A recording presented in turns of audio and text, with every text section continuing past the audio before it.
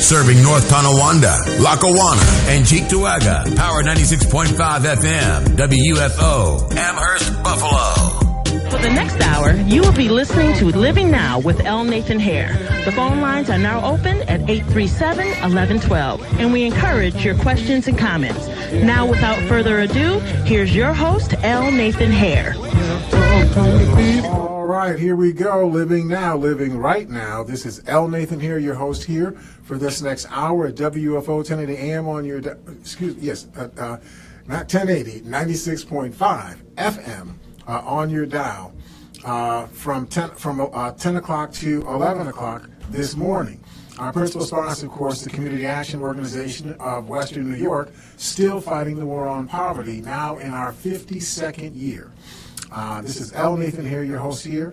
I want to welcome you, for all of you again to this hour of insight, introspection, and interpretation of facts, events, and trends affecting you right here and right now in Buffalo and Western New York community, and in fact, connecting to communities all across the country. Each month, we focus on things we think will be of interest to you, which will serve to interest you and will serve to motivate you. I'm having gas for some reason. It serves to motivate you. To connect up to the broader issues that affect our communities here in Western New York. As the spirit moves us, we'll break into our regular format to discuss timely issues and circumstances that we just can't responsibly avoid. And what we're going to be doing today is we're going to be having a conversation with Dr. Umar Johnson, who is a school psychologist, and he is author of the book Psychoacademic Holocaust. And I think we got him on, right? Dr. Johnson, are you there? Yes, sir. Good morning, my brother. All right, Dr. Umar Johnson. He is a school psychologist, author of the book Psychoacademic Holocaust. I got that title right? Yes, you do. Okay.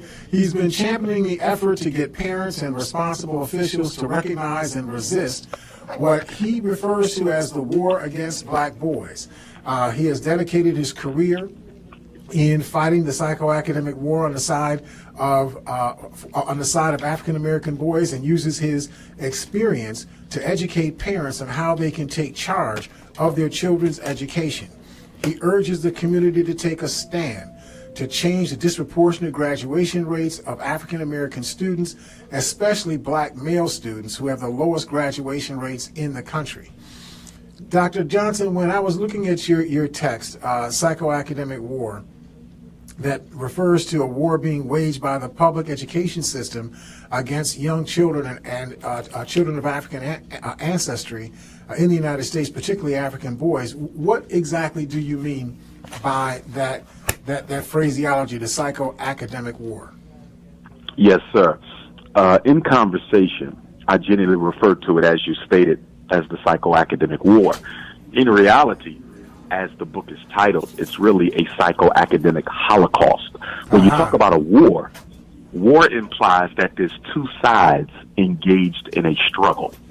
A holocaust implies that there's only one side engaged in the struggle, and the other side, unfortunately, has been victimized because it doesn't recognize that, in fact, there is a war taking place against it. So because we're not fighting back, it becomes a holocaust and not a war.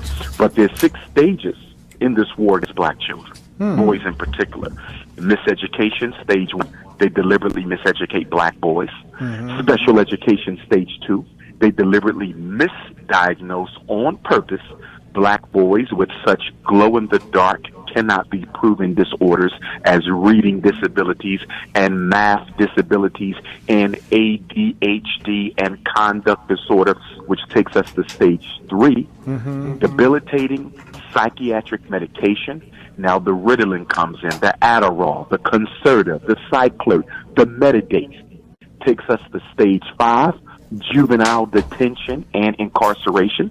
That's when the drugs has fried the young man's mind so much he's not able to function anymore. So now they send him to the juvenile detention center, and then that takes us to stage 5, which is psychological frustration and alienation. This is when he becomes the so-called thug, the angry black male, and then that takes us to stage 6, premature extermination at the hands of another black male, also suffering the debilitating effects of the psychoacademic Holocaust. That is just so depressing to hear. But the thing is, let me tell you what's so depressing about it. Not that it's happening, but because the African American community has the financial and intellectual wherewithal to reverse this problem, eliminate it completely on its own. We are a $1 trillion economy. In 2016, we spent $2 billion on Air Jordan, $600 million on McDonald's, $9 billion on Perm and Weave. In 2016, Black America purchased twice the amount of Mercedes-Benzes as white America, although white America has more than twice the amount of wealth as black folk. So we clearly could solve this problem on our own, but the truth of the matter is the Department of Education don't care much about black children, but neither do black people. And you know, Dr. Johnson, that is so profoundly insightful. We do a lot of discussion about these kinds of issues on this program. And one of the things that I just want our audience to just wrap your mind around this reality. African American people as a whole have a gross domestic product. You know, in other words, you add up all savings and income and real estate and all that stuff that belongs to African people together. It comes to $1.7 trillion. Now, I don't know how many people get their minds wrapped around trillions, right? But trillions is a lot of money. That's a lot of zeros, right? And when you talk about that kind of money, if we were an economy, a national economy, we would be in the top 11 economies on earth. It would seem to me that if we could just make a decision amongst ourselves, which I know is not as easy as it is to say, but if we could make a decision amongst ourselves to stop looking for other people to do for us and just invest in ourselves, make sure that all of our children have African adult that is around them almost all the time. That you have almost no, as a child, you have almost no completely unsupervised time. When I say supervised, I don't mean somebody holding your hand.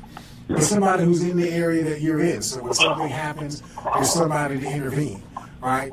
If we could keep us around caring adults all the time, we would get wired into thinking that being safe as a child is normal. I think that we think being safe as a child is abnormal in lots of parts of African communities around the country. Does that make sense to you? Oh, you're absolutely correct. In fact, I would argue that in the post-Dr. King assassination era, these 49 years or so, because we'll be celebrating 50 years this coming April 4th, 49 years since the assassination of Dr. King has been the period of the normalization of dysfunction in Black America. We have normalized dysfunction. Police genocide is now normal. Teenage pregnancy is normal. Only 1 out of every 4 black boys graduating from high school is normal. White Jesus still in our black churches is normal. We have normalized the dysfunction of our community. Yep. Dr. Johnson, we have Patricia Elliott. You just have to kind of. Can you hear me? Well, I don't know if you can hear on your set. We have Patricia Elliott, who is the assistant director of our Better Schools, Better Neighborhoods initiative, who's joined us in the studio. She's the one that sort of found you for us, so we wanted to give her an opportunity to talk. What our Better Schools, Better Neighborhoods initiative is about is exactly what you were talking about. How do we marshal the resources of ourselves to help us do the one thing you know you can win on if you do it right? If you get your kids through the education process where they come out on the other side able to go into a conferring or a vocation certification program without requiring remediation, you spent your 13 years of education of your child wisely. If you don't get that done, you might as well just throw that money in the wind. Right? And so we try to work on the how do we help the community to get better so that we can help us educate our kids better so that we can grow a better pie for all of us. So, Patricia, can you speak up? Can you I can try. Can you hear me? I can hear your voice, but I can't. You're kind of far. Yeah, my headphones aren't working. Try this one over here and see if you can hear it now. Can you hear me? Still can't hear? Try, yeah, you guys sort of switch around your mics. There you go. Can you hear me now? Yes. Okay, good morning. Good morning. How are you? Good morning. Good morning. Excellent. I can barely hear. I can't even hear or anything. That's okay. Okay. Well, I want to say good morning. Thank you very much for coming on. This is a heavy topic of discussion. Our children are at stake here.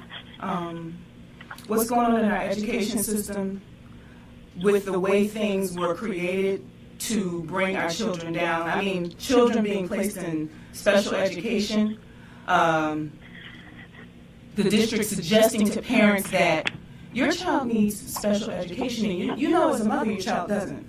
That's the conversation I can bring, because they tried to tell me that about my daughter. And it's just not true. It's just not true.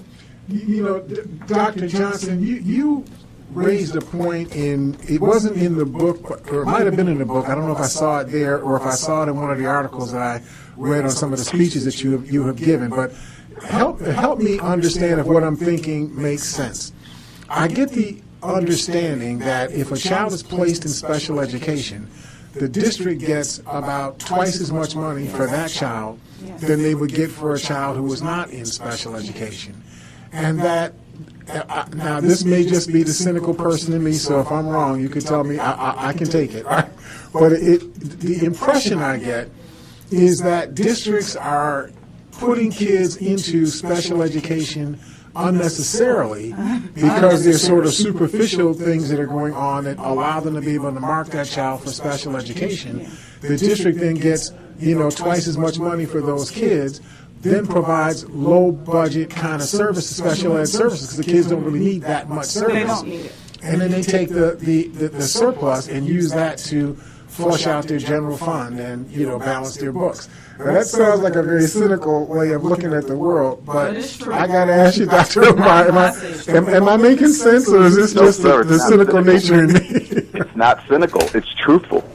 It's truthful. I mean, I've been a school psychologist going on 20 years here, 17 plus 3 years of study. That's exactly what's going on, and I've seen it from the East Coast to the West to the Midwest to the South. Special education is a business.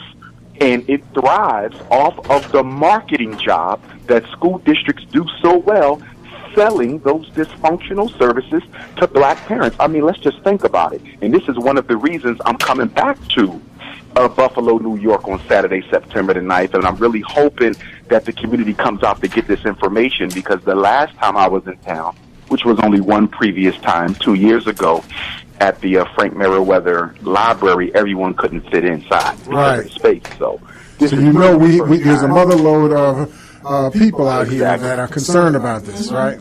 Exactly. So this, September 9th, we want all the parents to come out. We want all the children to come out. We want the elders, the activists, the politicians, the preachers.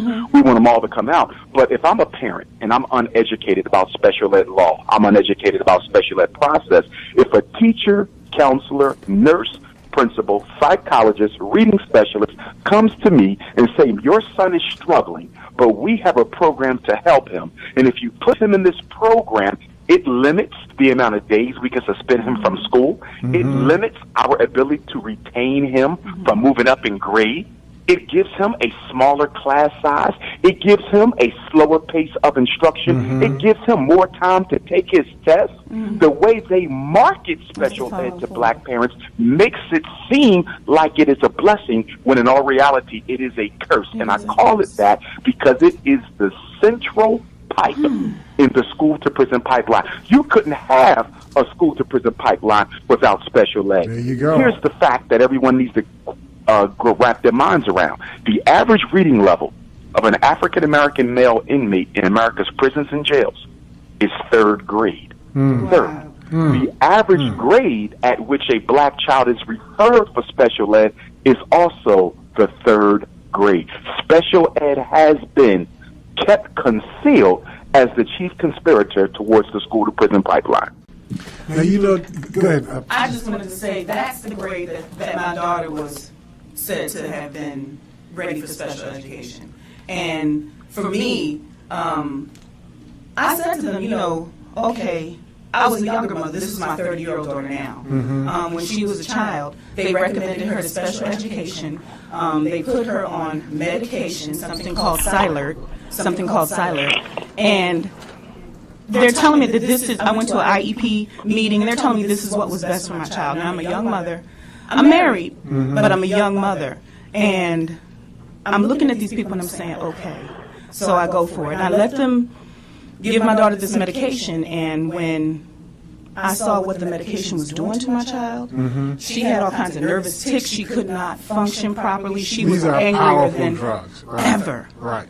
And I took her off the medicine. I said, you know what, this is done. I told my daughter, I said, baby, you all right. You're no longer sick. You don't need this medicine anymore. And I took her off. So I need for Dr. Johnson to help people understand. I had a girl in 1990 who was in one of my preschool programs at Erie Community College. And I couldn't even test her. She was so slow, I couldn't even test her orally on the California Achievement Test. She just couldn't respond to the test. It was clear that there was something there was like a resistance in her. It wasn't that she didn't have the innate intelligence to learn, but she didn't have the ability to handle being tested. Something, it's like almost like hormones, erupted inside her, or something like that. But anyway, when I got her, she was 18 years old. They had given her what she thought was a high school diploma. Please don't laugh about this, right? She got one of those leather, Doctor, you've seen these things, these leather books, and it says, it's got like a sheepskin in it, and it has like a seal for your local school district on it. But if you read it, the word graduation does not exist on the document at all. It was really a certificate of attendance, right? And when I had to take this child, it took me almost 2 years from being untestable. I actually had to hire somebody for 2 hours a day, 5 days a week, for 2 years to get her to the point where she could read it better than a 7th grade level and count at a 6th grade level, which was like miraculous. She's still working for the HSBC bank, right now. And it was only because we were able to do that, and I had the authority, at ECC to be able to move those kind of dollars for this single child, because you couldn't teach her in a group session. She just couldn't respond to that. But I say that to say that even the children who test where they may appear to be retarded in the test often are not really retarded. There's something inside the child that reacts to what you're doing to them when you're testing them. And so they just don't respond to the test. But it's not like the child doesn't have there's intellectual stuff going on in the child's head. The child's just not giving it to you. Am I on something there, Dr. Johnson? Oh, yeah, absolutely correct. Testing in and of itself is an issue because, first of all, it is based upon an erroneous philosophy that you can reduce the quality and quantity of a child's learning to a number. It's just like the fallacy of the intelligence quotient. If you're giving out an IQ test, it's based on the assumption that you can quantify a qualitative subject.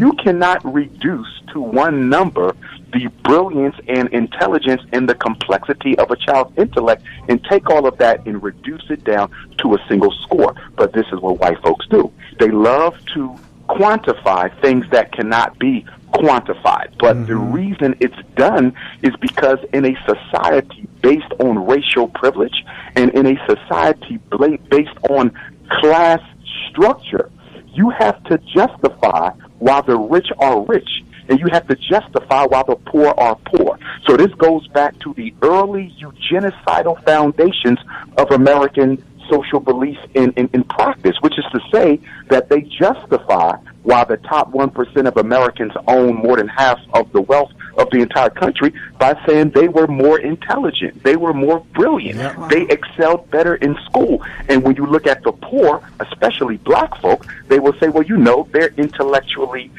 backwards. They're half monkey. They're not as intelligent as white children. So to make a long story short, testing in the 21st century serves the same function as the Jim Crow sign did in the 20th century. Yeah. And that is to say that testing is the new way of denying opportunity to black people without saying it's because you're black. You just simply say you didn't score high enough. That's right. This is how they keep us out of the fire department. Make it a This is how they keep us meritocracy. out of civil service jobs. This is how they keep our children out of prestigious universities. The test score is the new Jim Crow sign. Instead of letters, they use numbers now. Yeah. Dr. Johnson, I want you to hang right on. We're going to have to take a moment and take care of our sponsors because they pay for the program. So if you all just stick with us, we will see this out of the break here at Living Now. Living right now. Wow.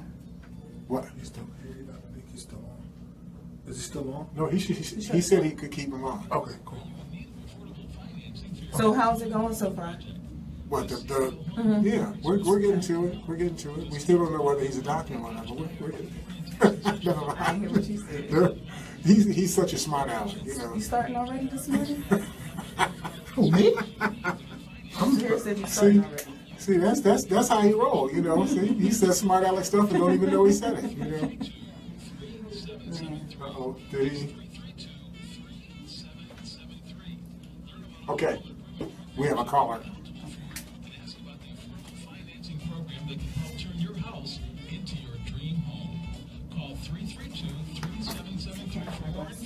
It's the Home Improvement Resource Program, restoring value to neighborhoods across Erie County. This is going 1-2. Brought to you by the Community Action Organization of Erie County. All right, welcome back to Living Now here at WFO 96.5 FM on your dial. And we're here, we're having a remote, I guess, whatever you call it, interview with Dr. Umar Johnson, who is the author of Academic Holocaust, and is really championing us grappling with the reality that our children are under attack, particularly our African male children are under attack, and that this is a systemic situation that is going on, and we're going to have to respond to it in a very systemic way. So, Dr. Johnson, we have Eva Doyle, who is a longtime educator. She was an educator for about 34 years. She's been retired for about 8 or 9 years, but she's not really retired because she's been teaching in the community ever since then, and she's working on her PhD right now. So I want to get her thoughts and your thoughts to her thoughts. Mother Doyle, are you there? Yes. I'm calling to say hello to Dr. Johnson. How you doing, Queen Mother? Glad to hear your voice. Listen, when he came to Buffalo 2 years ago, I hosted him at the Meriwether Library. He was talking about that. Yes, and listen, he calls me Mother Doyle also. There you go. Dr. Johnson, it's so good to hear your voice. I don't have anything to say except I want to correct one thing. I've been retired 13 years, going on 14 years. And I want to say this. When I taught in the schools, I very seldom referred children to special ed because I knew what was going to happen. There were so many teachers who were so lazy, who didn't want to challenge our children and teach them the correct way. But I don't want to take up, I'm going to be there at the church to listen to you. I'm going to cover you for the Criterion. I just wanted to say hello and welcome back to Buffalo. Queen Mother. Thank you very much. I'm looking forward to seeing you as well. Excellent. Dr. Johnson, this whole issue of IQ tests, I found that to be very intriguing because I took an IQ test when I was maybe 7 years old, and they said like I had 140, IQ, and took another one, about 6 or 7 years after that, said like I had 147, 148 IQ and so on. I didn't understand what that meant in the context of me learning. I had people that were better at chemistry than me, they weren't as good at trigonometry, but they were better at chemistry than me. I didn't see what the connection was between what these tests were and what I was actually doing in school. And I wonder if what you were saying seems to me to explain that what they do is they create something that sort of makes a fake meritocracy out of academics. You know what I mean? If you perform well on the test, you earn the right to be treated correctly in the education system. And if you don't perform well on a test, it's because of you. There's something wrong with you, and that's why we're not going to give you the quality education that we're going to give to other people. I hope that that's not what's going on, but that's my sense of what is taking place. Am I on the money on that?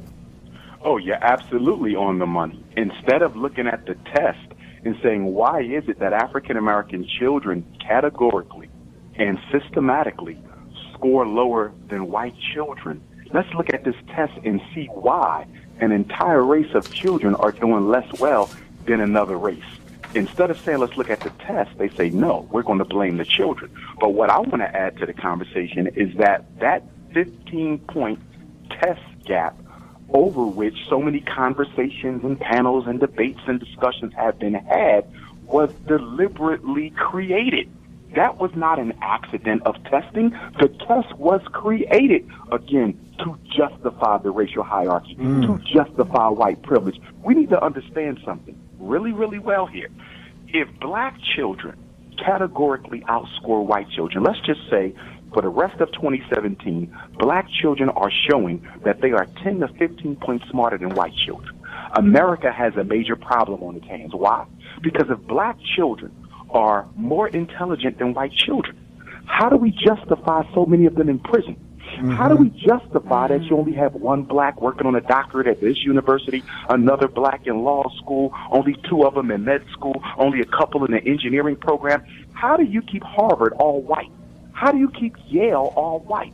How do you keep the University of Pennsylvania most prestigious elite academic graduate programs? How can you keep them all white when the black children are clearly more intelligent than the white children? They can't have that, which means the test must always produce a false positive suggesting that whites are more intelligent, because that's the only way you can protect and maintain the American racial hierarchy as it is today. Once black children outscore white children, it will cause a social revolution. And because of that, I can promise you, you will never see a test that shows black children outscoring white children. You will never see it. Because the minute black kids exceed white kids on any test, that test is destroyed and a new one is replaced. Yeah. Dr. Johnson, I want to kind of spin us in a slightly different direction, because I think that some of what we're talking about is sort of systemically deliberate, and some of what we're talking about is maybe quasi-deliberate, but it's almost like an unintended but real consequence. Let me tell you what I'm talking about. I was doing some analysis on who actually teaches us at the elementary and high school level. And at the numbers I looked at for the year that ended, school year that ended for 2013, was that almost 82% of all of the teachers in the public school system, elementary and high school, were Caucasian teachers. And even some of those Hispanic teachers are actually Caucasian teachers that just happen to speak Spanish. I don't know, some people don't know that speaking another language is not the same thing as being a different race. But that's another conversation. That's too hard for us to work our way through. But my point is that 76% in that analysis of all teachers were women, and 82% at minimum of those women were Caucasian women. So that means better than 60% of the people who are teaching our kids are Caucasian women. Now, we've gone through this civil rights revolution in which the primary beneficiaries of the civil rights revolution have been Caucasian women, not African people, even though it was supposedly a struggle for African people's rights. It's Caucasian women who seem to have benefited the most by that. And a culture, I think, has formed among women that is manifested in the women that teach in the school systems, where the male children are looked at as perpetrators and the female children are looked at as the victims or future victims of the perpetrators. And that gets into how things are talked about. Female children are being encouraged to go into, math and science and non-traditional this and that. And the boy children are treated as if, well, y'all always been there, so we don't have to do anything, to help you. That's not a very scientific way that I express that, but does that make sense, the thought process that I just provided there? Oh, it most certainly does. And I think obviously, because white females are a protected class in the United States. And because they are a protected class in the United States, we seldom have open, honest conversations about the role of racism in education. 9 out of every 10 articles, news specials, interviews, or books operates from the premise that there's something wrong with the child and the family, and that's why black children are struggling. Because they are a protected class, white women have never, nor will they ever, be held responsible for their role, and in particular, their racist attitudes and how that affects the outcomes of black children, even though university research coming from America's most prestigious universities clearly shows that there is racial bias in the classroom. And it clearly has demonstrated consistently over the years that a child's academic output and their quality of growth is directly a result of the faith and the quality of instruction and the attitude that were projected to them about themselves by their white teachers. And I would say that one of the greatest conspiracies and oversights of the civil rights and affirmative action movement has been the fact that neither the Civil Rights Bill nor the efforts of affirmative action, which we know has benefited gays and white women more than it has ever benefited black folk, but yet and still never sought to eliminate the racial bias in teaching employment in predominantly black school districts. I mean, how can you talk about eliminating discrimination in public accommodations and services? I mean, you went to the military and you did it there. You went to the Greyhound buses and you did it there. You went to the hotels and did it there. You went to city government and you did it there. But they never brought those types of promises into the school system. When they integrated our children beginning in 1954, they left the teachers behind, and no one has ever dealt with that. And you know, that's so interesting because it brings to mind a paradigm that was taught to me by James Foreman, the author of the Black Manifesto. He taught me this back in 1970. He said, be careful who you ally yourself with. Because sometimes the people who seem like they're on your side, they have their own issues, their own agenda. And you end up having to carry their agenda as baggage, behind you as you're trying to move forward. So you have Caucasian women who obviously have been discriminated against and marginalized in many ways, even though they were half the custodians of the wealth, of Caucasian people. They were marginalized in many ways. They weren't allowed to vote until whatever it was, 1920, 21, whatever it was, 1916. Marginalized but never dehumanized. Marginalized, right. But never dehumanized. Right. But we wind up carrying. They were wound up, being a part of the ideation of what the civil rights movement was all about, and because they were so able and had large numbers and they had access to everything because they were married to everything, they were able, fairly quickly to get a lot of momentum going their way, and we were less likely to react against them because they were supposedly more positively oriented towards the African civil rights movement. And so we ended up, not looking at these people that we thought were our allies. Maybe they weren't really our allies after all.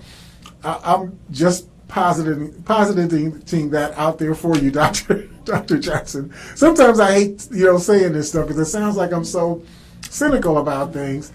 I'm just trying to help us to understand that there are dynamics that are going on here that Dr. Johnson is trying to point out to us, that we have to grasp in our heads why these things are so important. I'm not mad at somebody else. I understand they're fighting for their own interests, but I got to fight for my own interest, okay? I can't not fight for mine because I'm trying to protect yours. Yes.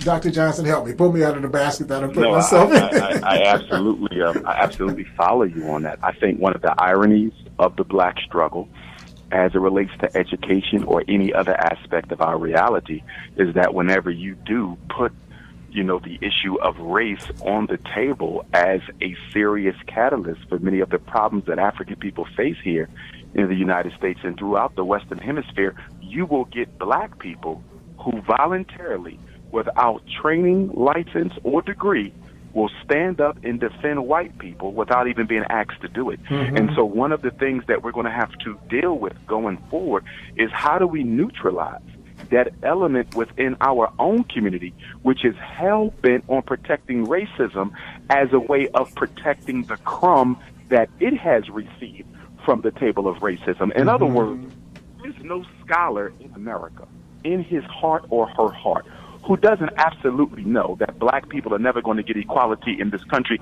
unless they're willing to pay the price for that. Okay? They know this. But yet and still they would argue that marching and protesting and voting and praying will change things. They know it's not the truth, but it protects whatever benefits they have gained. It protects their job. It protects their retirement. It protects their child attending a privileged, prestigious white school. It protects whatever monies that they're contractually obligated to receive from the power structure. So a lot of us, out of our own selfishness and out of our own greed and narrow-mindedness, we will defend racism, not because we believe what racism says, but because it protects our own estate. Yep. Trish, you had something you wanted to plug in there? Yes, I've been wanting to plug it for a minute. I'm a mother, and I'm just going to represent black mothers just sitting here. I'm just typical black mother, single, working one job, and raising children. And we have to deal with the teachers in the school as it relates to our children. You know, when our children are so-called misbehaving or not getting it or having these issues, and these teachers are recommending that our children be sent to special education, or being told that our children is bad, or being told that something is wrong with our children, we, black mothers, have to deal with these white teachers, white people in charge of our children. We have to co-parent, not co-parent, but co-educate our children. If you are educating my child and you don't have a care in your heart for my child, you're just here doing a 6-7 hour stint, you know, you don't take my child home with you. And so when I'm trying to I'm trying to say this, black women are the most endangered group in the world, what I'm saying is. So when we complain or when we talk about our issues to the teacher who we're trying to have a connection with for our child, they don't really recognize our situation. They say, well, you should have, but they're basing that on their socialization, where they're coming from. They don't live in our community. They don't shop in our community. They don't work in our community. And our children engage them only from this point to that point. So how can you decide for me that my child has a problem or there are problems with my child?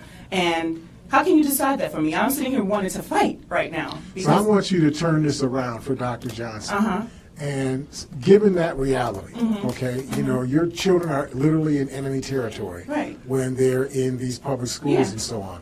But you can't change that reality. They're going to be sent, and you're going to send them into enemy territory every single school day. So given that, what should parents and the community itself be doing to blunt this so that we can make this? You know, my first wife used to always say, you know, take lemons and turn them into lemonade. How do you turn this into lemonade? Well, for me... Well, one of the... I'm sorry, One of the things that I'm going to be discussing when I do come to Buffalo on September 9th at the St. Luke AME Zion Church, I'm going to be talking about an organization I started a year ago now. We're a little more than a year old. The National Independent Black Parent Association. And actually our next training conference will be in North Carolina on the 15th and 16th. So I'm hoping I can motivate some of the brothers and sisters in Buffalo, New York to join me in Durham, North Carolina to get the necessary training from me that allows them to go back home and operate that chapter. Because one thing we have to do, we have to organize. I can't tell you how many times I've been involved in assisting parents and advocating for children where only to find out after dealing with one situation, there were 4, 5, 6, 7 other parents in the same school with the exact same situation, and in many cases were in the same classroom as this parent's child. And it bothers me because what it says is we're not organized. There's nothing more powerful than to walk into a principal's office and say, we have an issue of white teachers singling out black boys for punishment.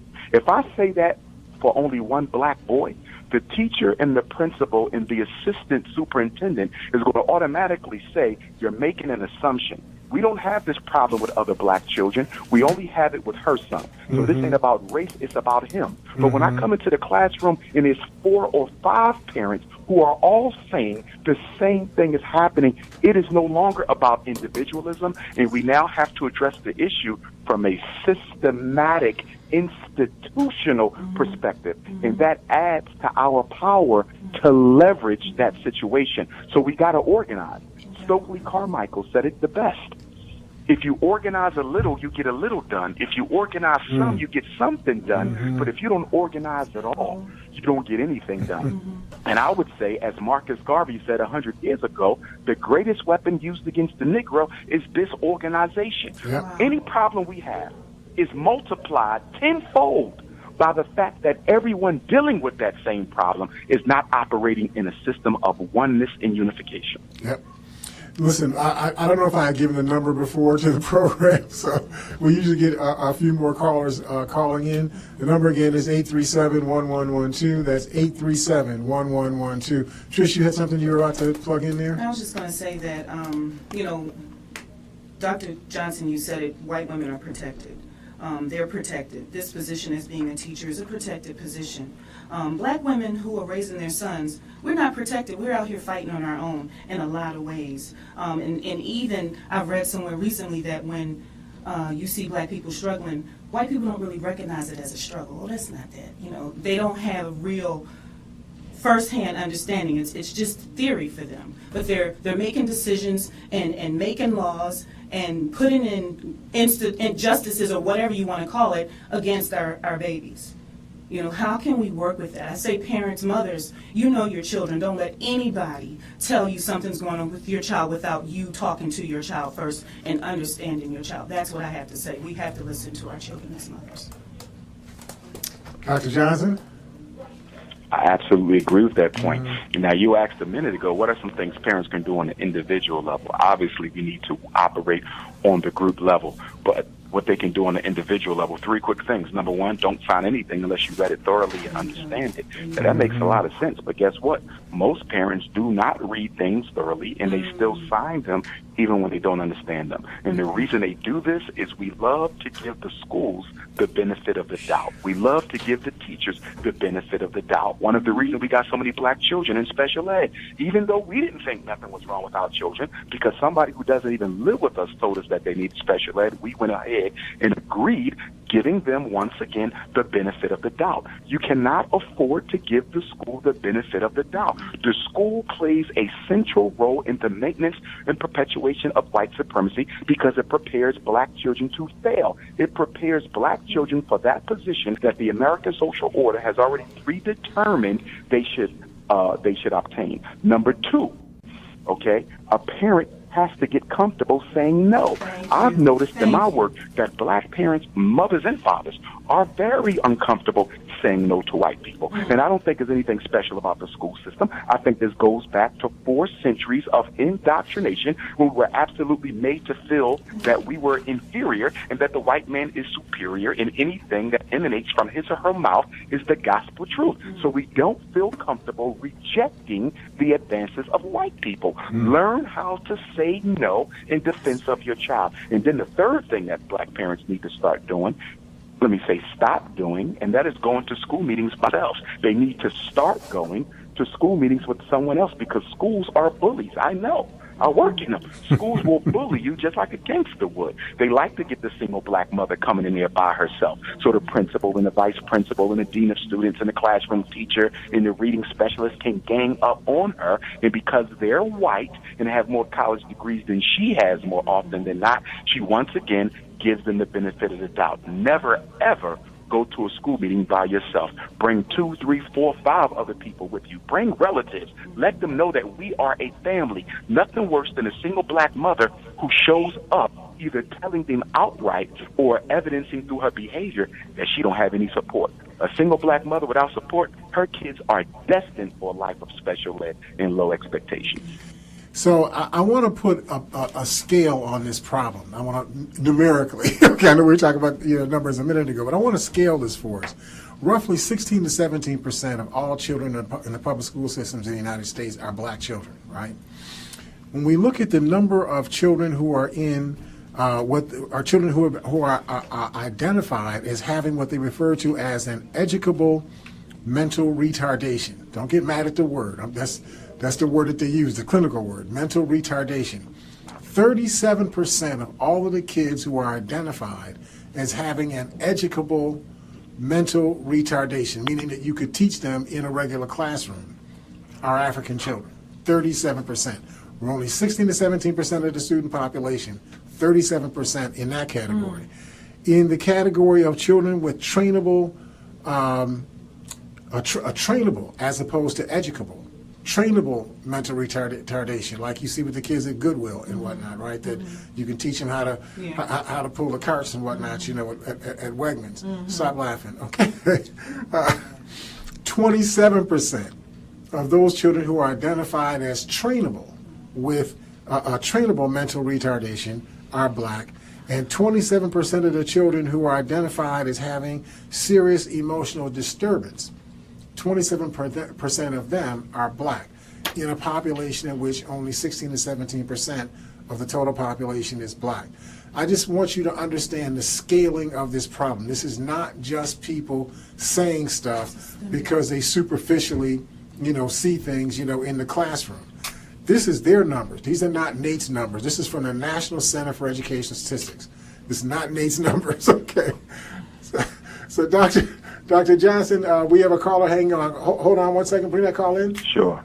Hi, caller. Are you there? Yeah, yes, sir. Blessed love, family. Hey, Brother Kamal. All right. A couple of quick questions. Sure. They have a lot of nice sounding kind of terms and phrases and models and mission statements.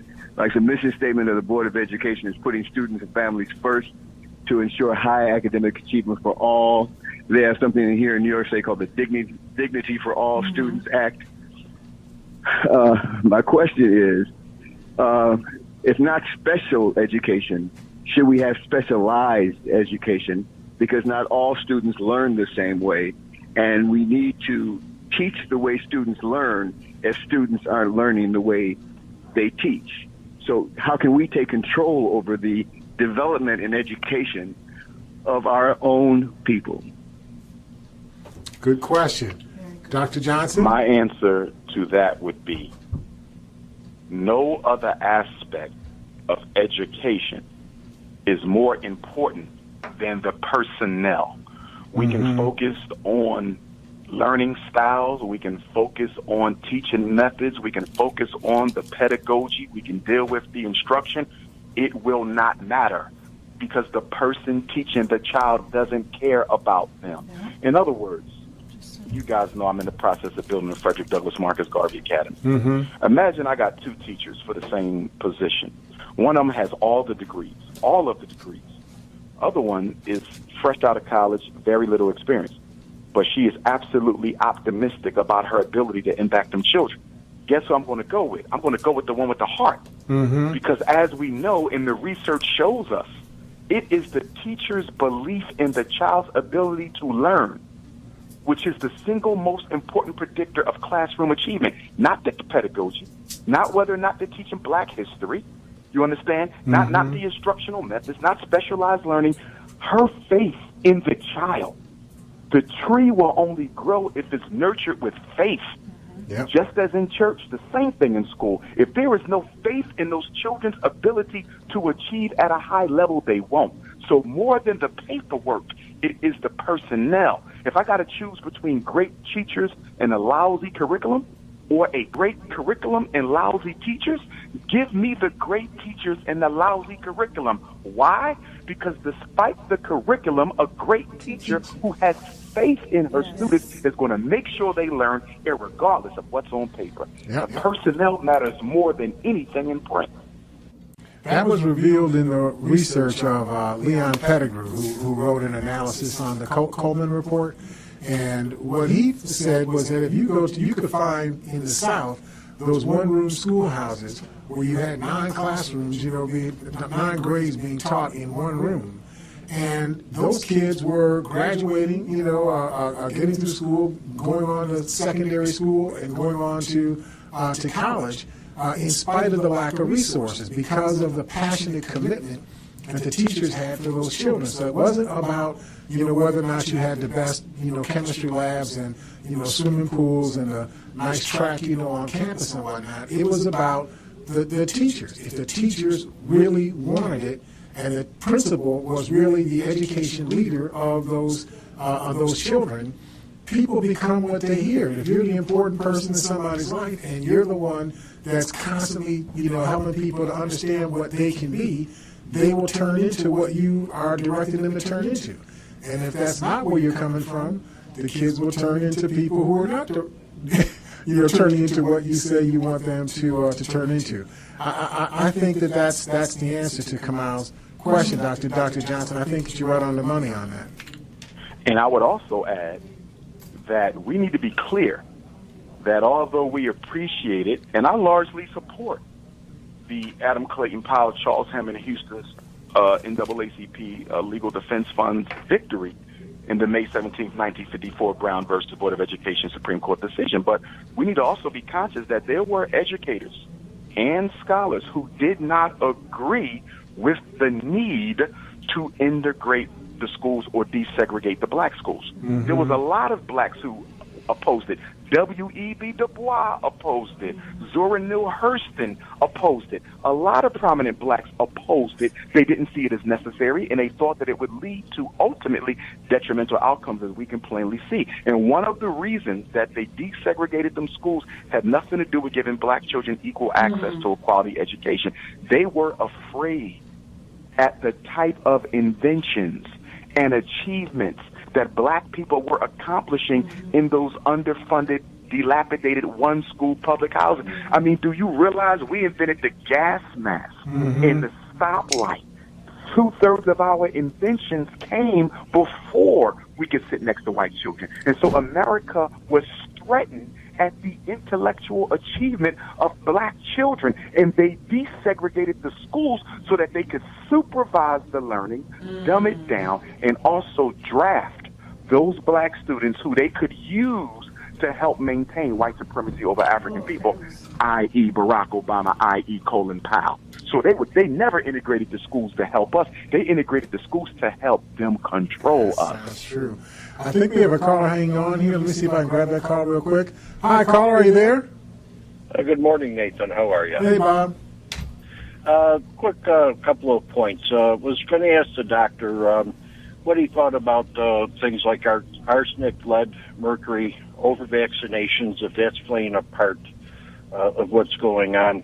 And moreover, I think it's the system itself. I told you that part of my family had to move into a new school system to get the type of education that they were looking for. And I will say something. I told you that I was once told teacher gets paid whether I learn or not. So it was up to me to receive the education. But I think it's more of what the doctor says. It's the dumbing down of America. And Nathan, you said something in the beginning of the program about wrapping your mind around something. I'll just say to you, my friend, is try wrapping your mind around the sun and see how big that truly is. God bless you, my friend. I'll listen and talk to you later. Okay, I'm not going to wrap my mind around the sun. I'm going to stick right down here. Go ahead, Dr. Johnson.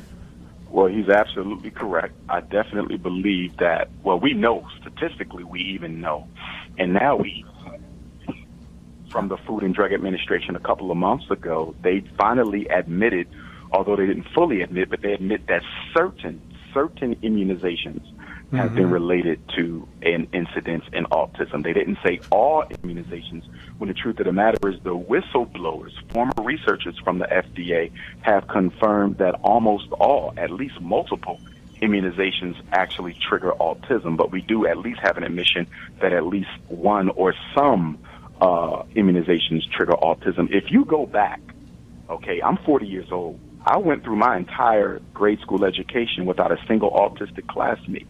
I'm sure the same is true for you all and for most of your listeners. When I was going to school, there was no such thing as autism. Exactly. But the children today, the average black child gets at least one autistic classmate every single year. And that is because of the immunizations. They are more toxic than ever before. So, of course, someone would ask the question, if the immunizations are leading to autism, why stop giving them out? Well, there's two reasons for that. One has to do with capitalism, and the other has to do with accountability. The reason why they cannot stop the immunizations is because if they admit in court that these immunizations are primarily responsible for the rapid rise of autism, you have a situation where nearly every parent in America could sue the government for knowingly subjecting their children, okay, to chemicals that clearly cause harm. That is a clear violation of the 14th Amendment, equal protection, okay, not to mention other aspects of the Constitution, life, liberty, pursuit of happiness. So that is a legal nightmare for the United States government. The only payout that would be greater than a class action payout to the parents of autistic and thought to be autistic children would be reparations for enslavement of African people. And the second reason why they will never admit that immunizations cause autism is because it's a billion-dollar industry. I mean, you're actually selling to the government a chemical that every child born in this country, black, white, Latino, Arab, East Indian, whatever of their racial background, if they're born in this country, except the parents who are smart enough to fight back, they will get this. Do you know how much money that is? You don't even have to market the product. It's guaranteed because it's being forced down parents' throats by the government. So greed and accountability is the reason why this monster called immunizations will never stop. And on top of that, there's no long-term evidence, no long-term conclusive evidence that shows children who are immunized are healthier than children who are not over their lifetime. Dr. Johnson, I want to get one more call in before the end of this hour. Let me get that call real quick. Hi, caller, are you there? Good morning, Nate. How you doing? All right. How are you doing? Okay. I just want to just say I'm glad to hear this doctor speaking about what I knew when I became an administrator in 1991. The Buffalo Schools is aware of learning styles and effective medication on the kids and so forth. And so we're dealing with the different generation of parents. And thank God for you for having this brother on the air to deal with this new generation of parents, to let them realize the racism aspect is still going on in this day and time. God bless you. All right, thank you. And Dr. Johnson, let's tell people again, we're going to be at St. Luke's AME Zion Church. This is going to be on September 9th. What time is that going to be? 4 p.m. Doors open up at 2 p.m. The address again, St. Luke AME Zion, 314 East Ferry Street, Ferry. All children 17 and younger, all children 17 and younger are absolutely free. All elders 65 years of age and older, absolutely free. They don't need a ticket. They just need to have ID confirming that they're 65 and older. Everyone between the age of 18 and 64 will need to get tickets, and they can do so through my website, drumarjohnson.com, or they can go directly to Prince of Pan-Africanism, and we spell Africa with a K, princeofpanafricanism.eventbrite.com. They can also text my phone for the flyer or the link, 215-989-9858. I repeat, 215-989-9858. Excellent, excellent. And if you don't know where St. Luke's is, okay, that means you probably don't live in the African part of Buffalo, because we all know St. Luke's, okay? But if you don't remember, near Lons, right in the corner of Lonsdale and East Ferry, that's a block off of Jefferson Avenue. We have one more caller sneaking in here in the last hour. All right, caller, how are you doing out there? Yes, greetings, fam. Everything is well. How are you all? Doing great. How you doing, Jomo? I'm well. Just a quick comment. August 17th, Marcus Garvey's birthday, 130th anniversary. Dr. Johnson, I know you know, yesterday in Jamaica they had a very large Marcus Garvey celebration. You were there a year ago. Can you talk to us on this last few minutes about the importance of us recognizing our own power and taking things into our own control and removing it from them to us, or I, where it's us, our creator, our destiny, and removing it from other people's hands? Just talk to us about that with education and creating our own schools and things of that nature. Okay. Indeed, I would argue that most of what we suffer from is profoundly psychological. You know, one of the reasons why we continue to walk in this quicksand and take one step forward, 3 steps backwards is because we fail to realize that the issue is not resources, it's not education, it's not numbers. The only resource we're lacking in is in the psychological resources, the courage, the commitment, the consistency, the accountability, the compassion, the camaraderie. It's all in the psychological. That's where we're losing. You know, Dr. Carter G. Woodson, Miseducation of the Negro, he talked about it. You know, if you control a man's thinking, you don't have to determine whether he goes to the back door or not. He'll go to the back door on his own. And when he gets to the back of the door, if there is one, he will make his own to walk out of it. And of course, the Honorable Marcus Messiah Garvey said, without confidence in yourself, you are quite defeated in the race of life. With confidence, you have won even before you have started. And that's why I believe the road back to redemption begins with the 2 E's, education and economics. Economics, absolutely. So listen, we only got about 26 seconds left, not even quite that. We're talking about Dr. Johnson is going to be in Buffalo at St. Luke's AME Zion Church. It's going to be at 4 o'clock, 314 East Ferry Street.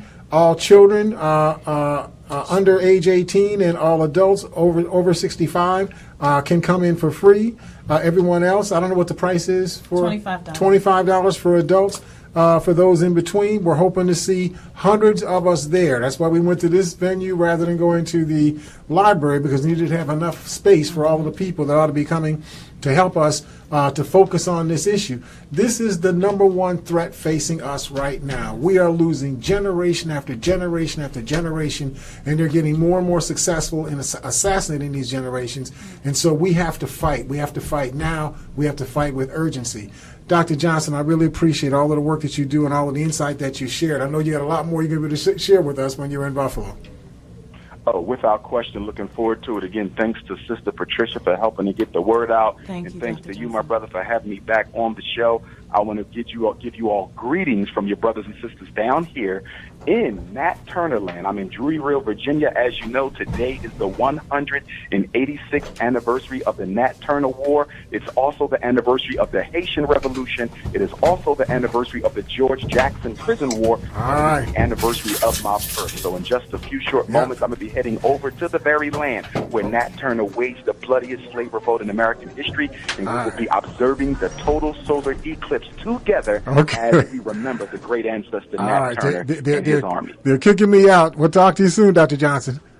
Yes, sir. Take care, my brother. Bye-bye. Peace and love. Thank you for listening to today's program on Living Now with L. Nathan Hare. If you would like to share your questions and comments or would like a copy of today's show, please send your emails to livingnow@lnathanhare.com or send us a fax at 881-2927. We'll be back next week with another inspirational program on Living Now.